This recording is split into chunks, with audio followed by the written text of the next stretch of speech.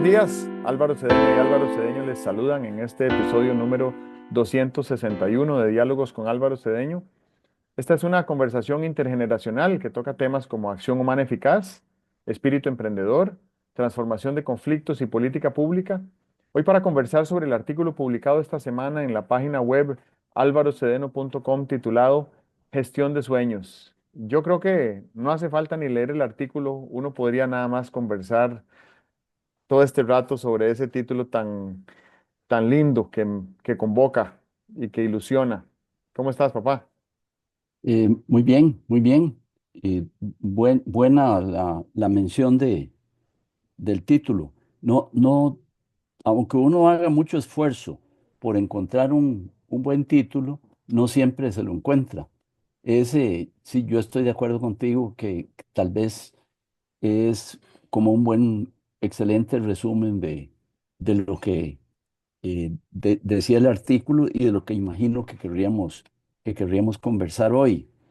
Y además tiene, tiene una ventaja para mí, y es que para hablar de administración de empresas, teniendo yo los prejuicios que tengo sobre la frase administración de empresas, gestión de sueños, como que sintetiza todo lo que yo querría decir sobre lo que es la profesión y la ocupación de la administración de empresas. Así que me parece muy bien ese prompt que tú me das y yo como desde mis implantes de inteligencia artificial reacciono de esta manera.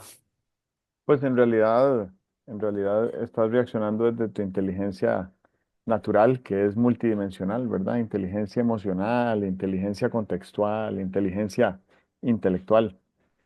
Vieras que yo he tenido un vínculo orgánico, cercano y, y voy a decir pesado. Esa no es la palabra que estoy buscando, pero por ahora voy a decir pesado, con ese sesgo que tienes sobre la administración de empresas, ¿verdad? Porque te he escuchado por décadas sugerirle a la gente que si tiene que escoger carrera, escoja una carrera que represente una mayor oportunidad de desarrollo intelectual a partir de conceptos que ofrecen otras profesiones, ¿verdad? Entonces, siempre has dicho, por ejemplo, que la ingeniería industrial es administración de empresas con 2 años de cálculo y física, ¿verdad? Y eso, claro que hace una diferencia en la estructura mental y cognitiva. Y si uno estudió esa carrera a temprana edad, en la adultez temprana, entonces eso va a convertirse como en el cimiento para la edificación de lo que sea que vayamos a construir en nuestra vida profesional.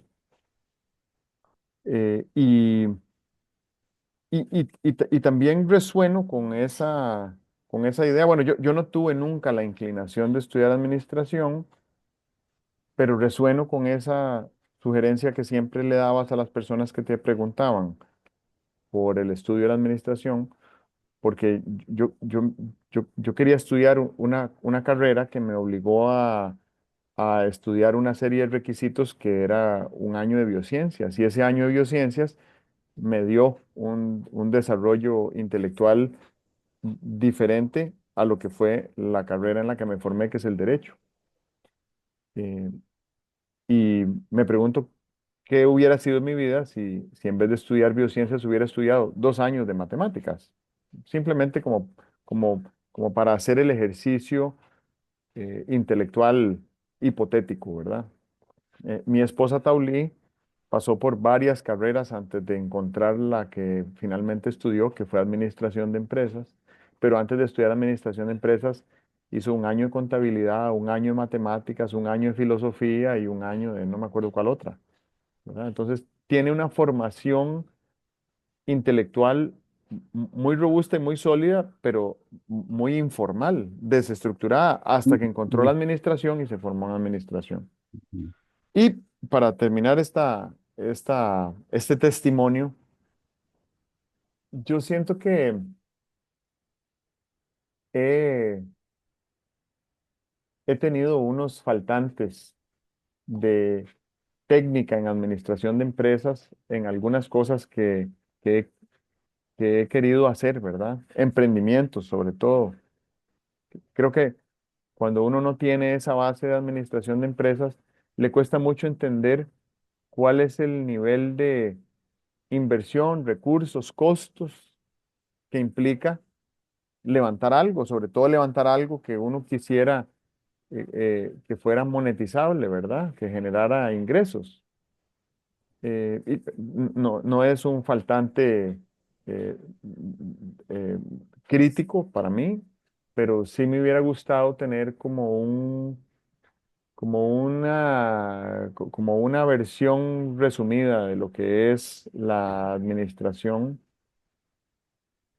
para poder tener claro ese tipo de elementos a la hora de hacer un análisis. Afortunadamente, y termino esta introducción en una nota muy positiva, toda la formación en gestión que he desarrollado, muchas de esas frutas resultantes de semillas que sembraste en mis suelos fértiles, me han permitido entender que los sueños se gestionan. Así que creo que con eso explico lo que me gustó el título del artículo. ujú. Cuéntanos de dónde viene. El artículo viene de una circunstancia grata. Un, un exalumno de hace muchos años, un exalumno muy cuidadoso, muy serio, que tuve precisamente en una de los colegios de la UACA, donde se llamaba el Studium Generale, enseñábamos por tutoría. Y la experiencia de enseñar por tutoría, yo la aprendí en la UACA. Eh, Entiendo que de lo que se trataba era de utilizar una forma de enseñanza semejante a la que cultivan en las universidades clásicas de Inglaterra, en Oxford, por ejemplo, eh, donde el tutor es un conductor de la formación del estudiante. Entonces, en una carrera corriente de cualquier universidad, los profesores vienen y aportan unas determinadas cosas, generalmente de especialidad, sobre el proceso de formación de los estudiantes. En este tipo de enseñanza, que es la tutoría, hay un tutor que es un adulto formado que se convierte en el guía de un grupo de estudiantes, de un grupo pequeño de estudiantes, y adquiere, por así decirlo, una responsabilidad y un liderazgo sobre la formación del estudiante. Se, es posible que un tutor enseñe o conduzca procesos de aprendizaje con un estudiante en varias especialidades, pero también es posible que el tutor le recomiende al estudiante qué cursos tomar con otros profesores. Bueno, cuando existe esta responsabilidad y este liderazgo por los estudiantes, el tutor y ellos, entre todos, se establecen unas conexiones muy estrechas. Y eh, yo tuve esa experiencia con esta persona, muy agradable. Todavía tenemos, desde luego, relaciones de ayuda mutua. Él me pide algunas cosas, yo le pido algunas cosas. Y es un bonito ejemplo de relación eh, docente-pupilo que no existe en otros tipos de enseñanza.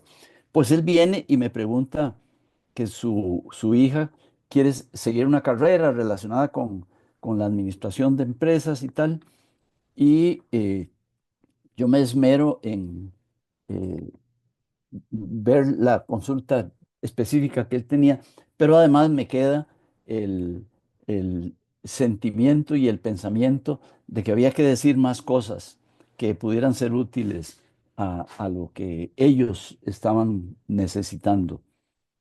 Y entonces, bien interesante porque realmente la pregunta me da pie a, a formalizar una respuesta, a empezar a formalizar una respuesta que siempre siento que me la debo de cuál es la visión que yo tengo sobre el ejercicio de la gerencia o de la gestión en las empresas y cuál es la versión que se transmite habitualmente sobre lo que es gerencia y tal. Eh, Uno podría empezar por, por pensar que en Chile las carreras de administración se llaman de ingeniería de la empresa, tal, porque con el componente cuantitativo que tienen las carreras de administración de empresas, se parecen algo a la ingeniería. Pero ahí la primera cuestión que uno se plantea es si cuando uno mira una carrera pensando que el objeto es eh, un conjunto de mecanismos o unos sistemas cerrados como en la ingeniería. Un puente es un sistema cerrado, un edificio es un sistema cerrado, una fábrica la puede ver el ingeniero industrial como si fuera un sistema cerrado. Y creo que los que partimos desde la perspectiva de la gestión de empresas, pensamos que una empresa, cualquier empresa, es un sistema abierto. Es más, a mí me parece,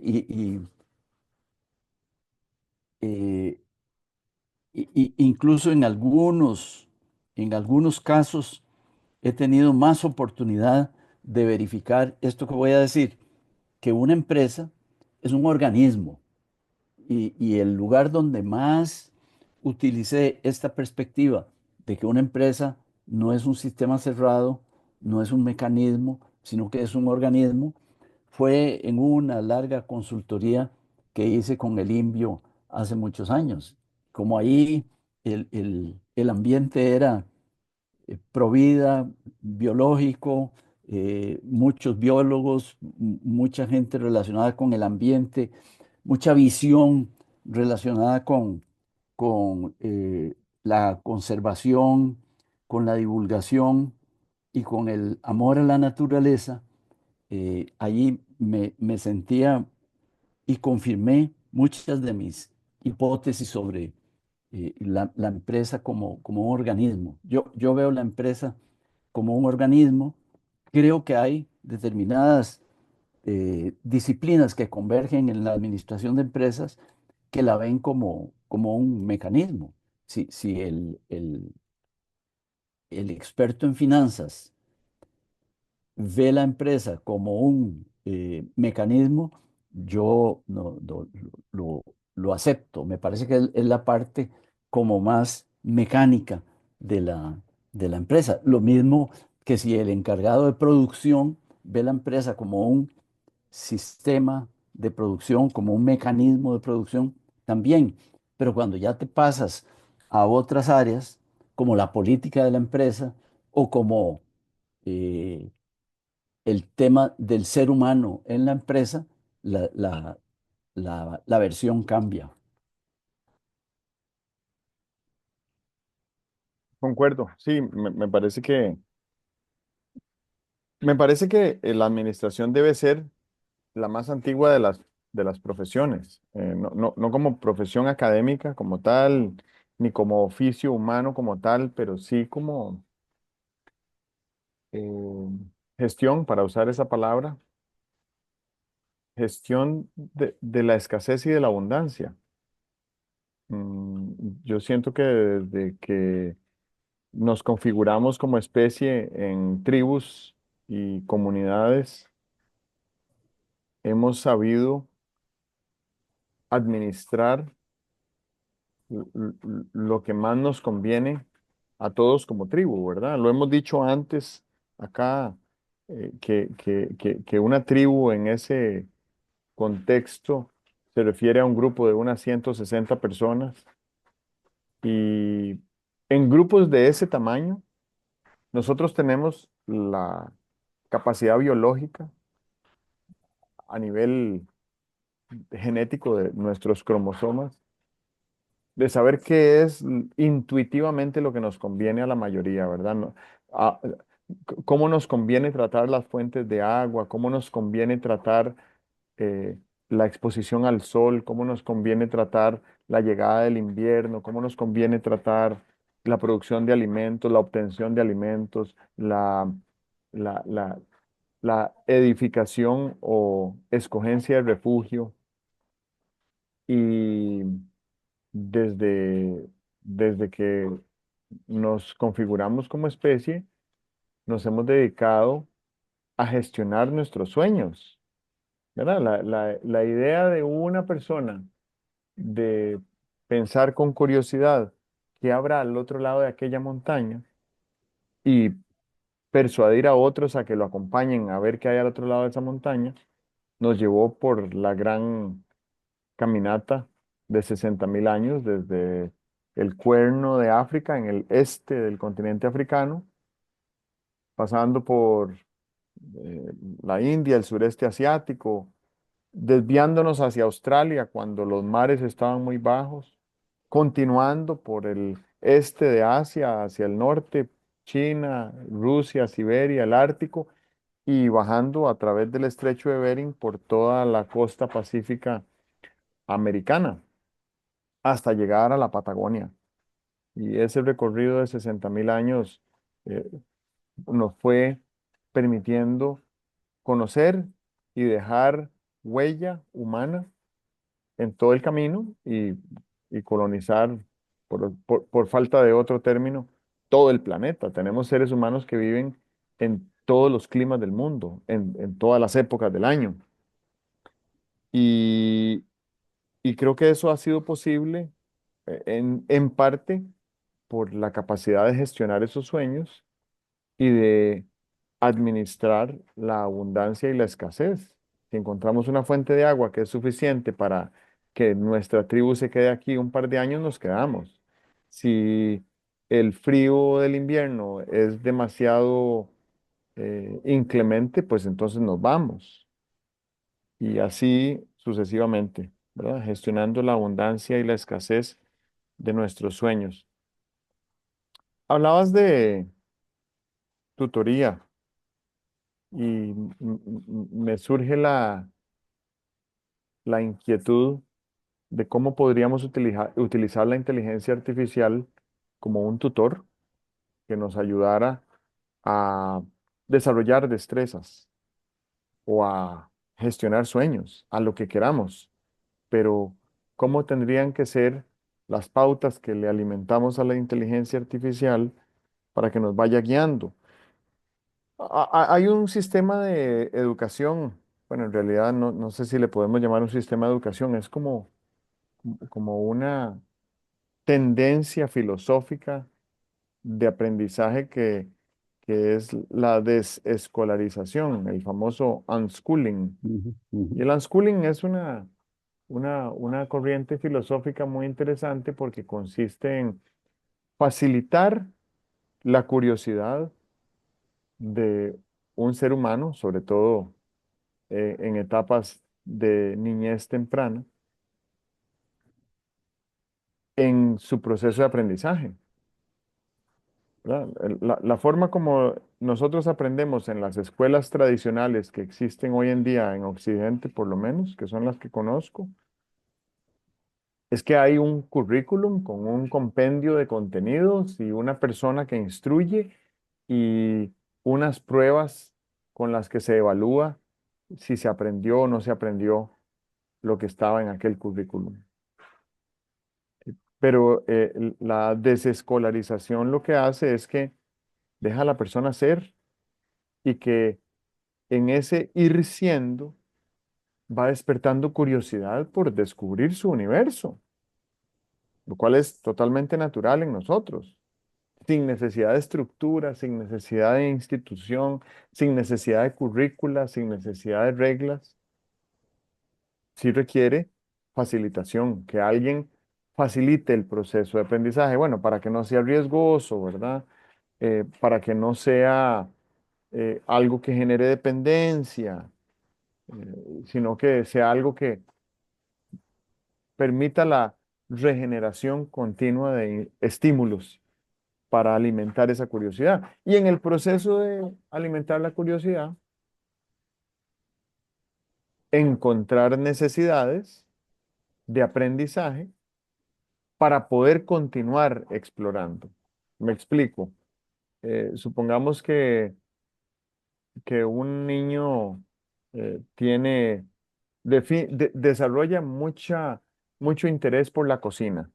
Entonces va estudiando temas de cocina y va desarrollando elementos más elaborados y se empieza a adentrar en algo que parece química y decide estudiar un poco más de química porque eso es lo que su curiosidad le despierta y en el proceso de estudiar química se topa con la necesidad de aprender matemáticas porque tiene que saber cuánto es 10 - 5 y no sabe cuánto es 10 - 5 porque eso es algo que no ha aprendido, pero ahora tiene una necesidad que surge de su curiosidad de saber cuánto es 10 - 5 y se pone a estudiar matemáticas y aprende la cantidad de matemáticas que necesita para aprender un poquito más de desarrollo de química. Estoy siendo un poco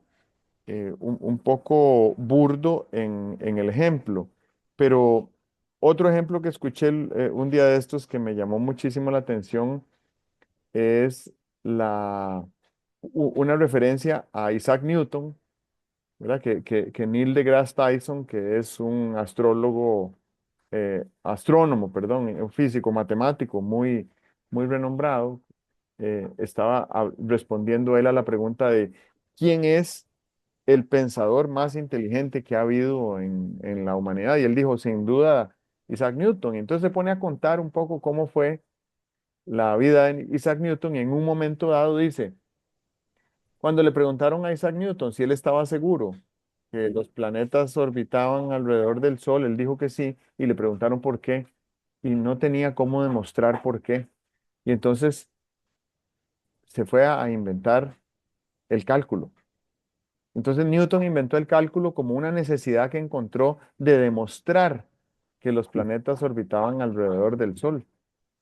Y, y bueno, qué lindo, porque quiere decir que el cálculo se inventó desde la curiosidad de alguien que conocemos, además, tenemos bastante afinidad con Isaac Newton y sus leyes de la física, ¿verdad?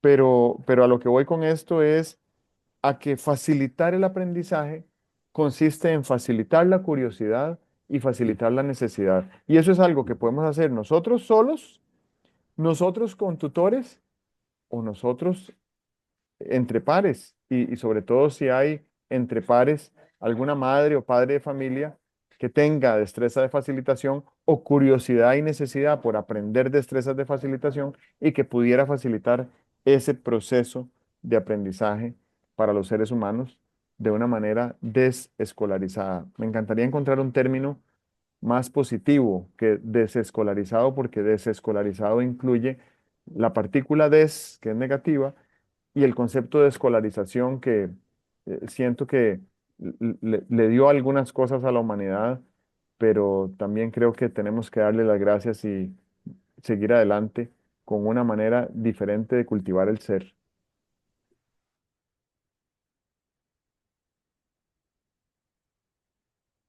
Veo un par de cosas aquí bien llamativas. Y haces bien, y posiblemente tú debes haber tenido, especialmente en Noruega, en Tromsø, la experiencia de la tutoría. Yo me acuerdo que cuando estudiabas allá, tenías unos profesores con los cuales eh, pasabas de ir a clase, ir a comer y ir a tener unas tertulias y tal. Ese tipo de relación con un profesor es la que caracteriza la tutoría.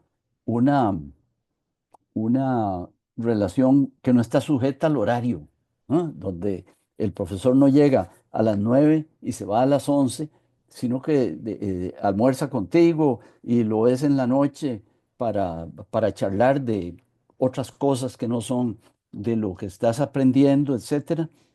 Entonces, bueno, debes haber tenido esa experiencia. Porque de otra manera, eh, de otra manera, eh, uno se pregunta, ¿y de dónde vienen estas intuiciones? Por ejemplo, cuando tú dices que tutoría es facilitación, claro, tutoría es facilitación. Eh, es un proceso de acompañamiento, es un proceso de caminar juntos, eh, y eso me parece que requiere de de unas ciertas reglas, ¿verdad? Yo pienso que en una tutoría, planteaba la pregunta de manera muy interesante, ¿cómo hacemos para que la inteligencia artificial sirva de tutora o tutor? Eh, yo no tengo respuesta, pero la pregunta a mí me parece muy movilizadora. Y vuelvo y digo, ahora estás haciendo tutoría para mí, porque la pregunta me conduce a, a procesos de inquietud. Sí, yo ya te compré la pregunta. ¿Cómo hacemos para que la inteligencia artificial nos sirva de tutora? Y entonces creo que tenemos que hacer, y tú sabrás más que yo de cómo hacerlo, yo me imagino alguna cosilla, que la inteligencia artificial, en vez de darnos información, nos plantee preguntas. Y la pregunta tiene que ser una pregunta que no te lleve a la frustración. O sea, si a mí en este momento me preguntas que te explique cómo creo yo que funcionan las partículas subatómicas según la física cuántica, esa es una pregunta que me desarma. Ni siquiera me dan deseos de intentar una respuesta porque reconozco la vastedad de mi ignorancia. Pero si me preguntas, ¿cómo hacemos para que la inteligencia artificial nos haga función de tutorial? Yo digo, hombre, tal vez me arriesgo y digo un par de cosas.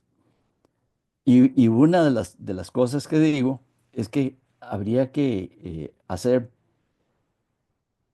prompts, eh, incitaciones a la inteligencia artificial para que formulara unas preguntas que estén a mi alcance, que no tenga la respuesta, que no sea una pregunta para la que yo tenga ya la respuesta, nada más que sacarla y leerla, sino que tenga la inquietud de pensar con esperanza de que voy a redondear una respuesta valiosa. Consigamos que la inteligencia artificial nos haga ese tipo de preguntas. Ese sería el primer paso. El segundo paso, que me parece que es bien importante, es que eh, incitáramos la inteligencia artificial a darnos retroalimentación que implicara una evaluación apreciativa. Hay dos tipos de evaluación. El, el profesor clásico, malo, desde luego, porque hay profesores clásicos muy buenos, pero el profesor clásico malo señala mucho lo que no sabes, señala mucho la distancia a la que estás de haber acertado con la respuesta. El que evalúa apreciativamente una respuesta parte de lo que hay y señala lo que no hay. Pero en cuanto a lo que hay en la respuesta, eh, lo refuerza, lo valora, hace que el pupilo lo valore. Eso es la evaluación apreciativa. Eh, Usted tiene bueno el procedimiento. El resultado al final le falló porque al hacer los cómputos, fíjese que se equivocó en no sé qué, pero el procedimiento está bueno. Eso es valorar, valorar lo que hay. Y la tercera cosa que me parece a mí, pues mucho más desafiante para cómo hacer que la inteligencia artificial nos haga esto, es que la inteligencia artificial escoja el momento pedagógico. Yo creo que estamos en, bueno, esa es la definición de momento pedagógico. Estamos en una gran oportunidad de aprendizaje cuando estamos en el momento pedagógico. En ningún momento voy a aprender más sobre qué le hace la temperatura a un huevo que cuando tengo hambre y tengo un huevo crudo. Y entonces alguien me dice, échelo en agua hirviente y lo convierte en un huevo duro. Ahí aprendí qué es lo que hace el agua caliente por la proteína que tiene el huevo. Ese es el momento pedagógico, buscar que la inteligencia artificial buscara los momentos en que estamos en mejor disposición para abrirnos a un determinado aprendizaje. Creo que las tres cosas no son imposibles de lograr y ya debe haber gente en el mundo haciendo este tipo de experimentación, aplicaciones en un instrumento tan flexible, tan sorprendente, tan lleno de recursos como la inteligencia artificial. Completo la idea y digo lo siguiente, el gran obstáculo para que la inteligencia artificial se convierta en una fuente de aprendizaje para los usuarios, creo que es el paradigma que se ha asentado en nuestros interiores por decenios, por siglos. Es el paradigma de la educación tradicional. Que ¿Cuál es el paradigma eh, invalidante de la educación tradicional?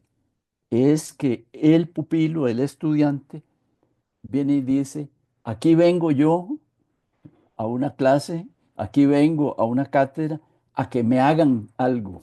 El estudiante viene a que le hagan algo. Y ya hay que cambiar ese paradigma y decir, aquí vengo yo a hacer algo junto con este que es mi profesor o mi docente o mi inteligencia artificial o mi tutor. Aquí vengo a una interacción. Eh, Tiene más información ese que está ahí enfrente, el profesor o la inteligencia artificial, pero yo eh, vengo a bailar y se necesitan dos para bailar un tango. Ese es el paradigma que hay que cambiar. Concluyo en algo que mencionaste de pasada y que me parece muy interesante para esto que estamos audazmente, tal vez temerariamente, intentando construir. Vamos a ver, para mí está clarísimo que si tuviéramos que decir en una frase qué es un programa doctoral, diríamos que un programa de doctorado es una experiencia académica donde se te enseña a producir conocimiento, o sea, se te enseña a investigar. ¿Y qué es un bachillerato clásico, bachillerato de colegio? Es un esfuerzo para construir en tu interior el conocimiento básico. Fíjate que si dijéramos, bueno, si el doctorado es aprender a investigar, ¿por qué el bachillerato, en vez de ser un ejercicio de construir conocimiento básico, no se convierte en un aprender a algo? Y sería, daríamos la misma respuesta. Estaríamos diciendo, un buen bachillerato es aprender a investigar. Claro, desde luego, a un nivel diferente que al que investiga un candidato doctoral. O sea que si homogenizáramos las dos cosas y dijéramos, tanto el bachillerato de colegio como el doctorado consisten en aprender a investigar, solo que a diferentes niveles, intensidades, etcétera, yo creo que le estaríamos haciendo un gran remiendo a la educación formal. Sí, muy interesante. Yo creo que estamos muy adentrados en una transformación profunda de la industria educativa, no solo por lo que está sucediendo en línea, sino por lo que no está sucediendo en nuestros entornos comunitarios. Y ahí está faltando acompañamiento, está faltando afecto, está faltando armonía, está faltando empatía, está faltando creatividad. Me parece que como colectividad, no voy a generalizar a toda la humanidad, ni a toda la nación, ni a toda la región, pero como colectividad dedicamos más minutos al día a buscar dinero para mantenernos que a cultivar el ser. Y puede ser que cultivar el ser no le interese a algunas personas, pero aún esas personas tienen una larga trayectoria de cultivo de su ser. Ujú, Porque el ser va más allá de la fisiología, ¿verdad? Va más allá de comer, dormir y tomar agua. Mm, y entonces siento que esta transformación educativa hacia el cultivo del ser también beneficiará y mejorará la calidad de vida de las personas a las que no les interesa la, el cultivo del ser de manera intencional.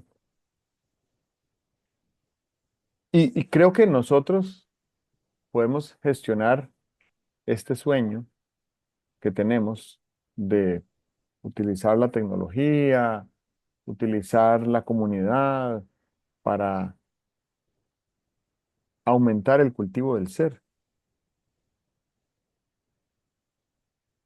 Me invitaste en tu intervención anterior a recordar a mis tutores, muy queridos todos, y me hiciste reflexionar cómo era ese sistema educativo en el que yo estuve en una maestría de 2 años, donde quizás se sembraron muchas de estas semillas de lo que acabo de decir, del cultivo del ser, porque ese pueblo de Tromsø, que queda en el Ártico noruego, eh, es, es un destierro, es un lugar muy distante de la civilización como la conocemos, es dentro del círculo polar ártico, y en algún momento el Estado noruego decidió que la manera de crear colonia y de crear comunidad en ese destino era eh, construyendo una universidad. Entonces construyó una ciudad universitaria, construyó una universidad que se convirtió en una ciudad universitaria, que además está construida sobre una isla que está sentada dentro de un fiordo, y entonces hay un paisaje natural espectacular, exótico, exuberante todo el año, y ofrece, invita al, al estudio profundo, porque el invierno dura 9 meses, 9 meses de frío, 9 meses de predominante oscuridad, 9 meses de mucho silencio, pues en realidad el silencio diría que es durante 12 meses del año.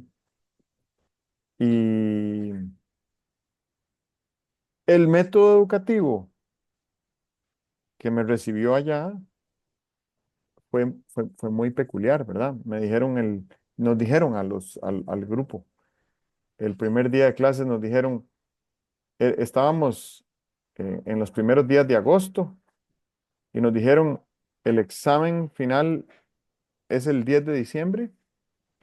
Allá en aquella oficina al final del pasillo pueden comprar las fotocopias de las antologías cuyas lecturas serán evaluadas en el examen final.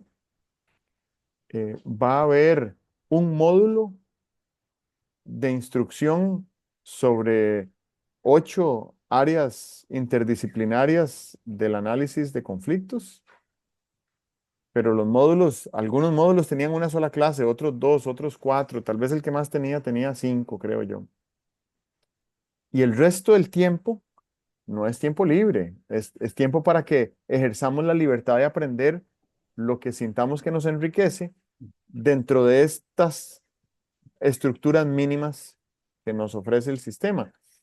Y entonces era muy natural que un profesor dijera, el sábado voy a ir al mercado central y ahí me voy a tomar un café, por si alguien quiere conversar de algo. Entonces yo me hice asiduo eh, participante de ese café de la mañana del sábado, en el invierno y en el verano, porque las conversaciones eran interesantísimas. No tenían nada que ver con la antología, ni tenían nada que ver con la instrucción. Ujú. Eran simplemente un ejercicio eh, no intencional, porque no era intencional, y no formal de tutoría. Y lo que siento en este momento en mi corazón al recordar los nombres de estas personas que fueron mis tutores es una generosidad auténtica desde un lugar que solo puedo describir hoy en día como el amor por mi propio desarrollo. A esas personas se les pagaba un buen salario para que manifestara esa generosidad amorosa conmigo. Y eso me parece que es más conducente al cultivo del ser que la escolaridad como la conocemos hoy en día. No, no quiere decir que los otros maestros que he tenido en mi vida no hayan sido amorosos, pero no estaban invitados a operar desde el amor, ¿verdad? Entonces, era otro tipo de generosidad la que puedo sentir de ellos que de aquellos otros noruegos. Y uno de esos tutores noruegos nos dijo también en esa primera semana de clases, que vean, eh, hay tantos días desde hoy hasta el examen final, hay tantas páginas en la antología, tienen que estudiarse 37 páginas diarias. Y nos hizo dos advertencias. La primera advertencia es que estudiar 37 páginas no es lo mismo que leer 37 páginas. Tienen que estudiar 37 páginas cada día y dejarlas listas para el examen. Y la segunda advertencia es, no se salten ningún día, porque si se saltan un día, esas 37 páginas se acumulan al día siguiente. Entonces es diferente estudiar 37 páginas que estudiar 74, ¿verdad? Y bueno, y si se salta 1 o 2 días, ya estamos llegando a los 3 dígitos. En fin, esa invitación que me hiciste a reconocer y recordar a mis tutores me ha dado una sensación emocional que percibo aquí en el corazón de profundo agradecimiento por esos tutores. Me encantaría entrar en contacto con ellos. Voy a hacer el propósito por buscarlos, pero un reconocimiento también y una invitación a todas las personas que sienten esa vocación de compartir lo que saben con otros, de que lo hagan y ojalá que lo hagan con generosidad y ojalá que lo hagan desde el amor. Con esto termino. Terminamos todos, porque cualquier cosa que se pudiera decir después de estos minutos tuyos de reflexión sería meter ruido. Muchas gracias. Muy bien, muy, muy bonito el, eh, eh, todo este transcurso. Ujú. Nos Eh, vemos. bueno, muy bien. Chao.